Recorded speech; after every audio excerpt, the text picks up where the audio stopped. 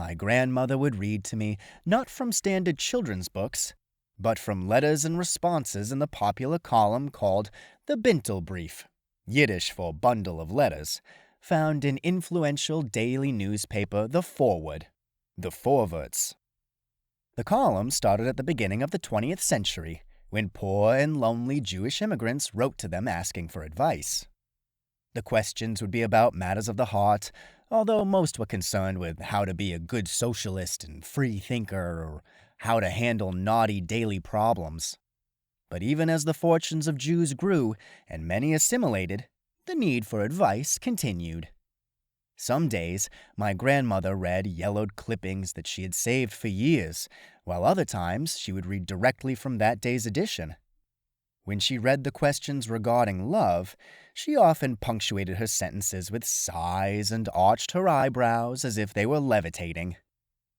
How clever of my grandmother to read these to me, as I learned both Yiddish and complications of adult life.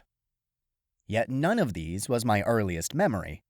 My very first vivid memory occurred one night when I saw two inky silhouettes in the darkened apartment. One was unmistakably my tall grandmother, but the other was not my grandfather. He walked with confidence, not the tentative steps of a blind man. He walked with a laugh, and my grandmother returned the laugh. All I could see in the shadow was the outline of the world's largest pompadour. The mammoth protuberance hearkened his arrival like the revered horn ornament of a 1948 Packard, as his greased mound glistened in the light of the yahrzeit candle flickering in remembrance of dead ancestors.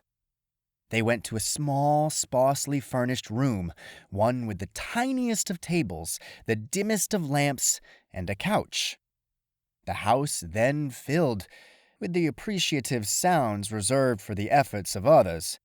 Fortunately, or unfortunately, my grandfather did not recognize these unseemly sounds for what they were, as they crescendoed and cascaded around every corner of the house.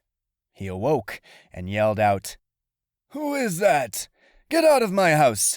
I have a gun!"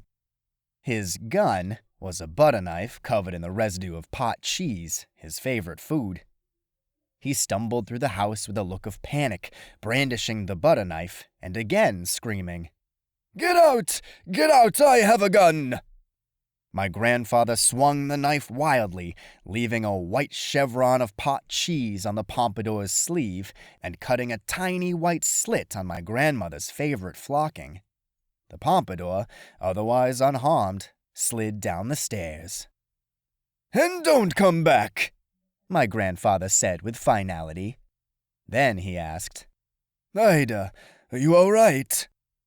Even though my grandfather should have had the advantage in the dark, the pompadour's quick escape showed that he had been in much worse situations than being chased by a blind man with a butter knife covered in cheese curds.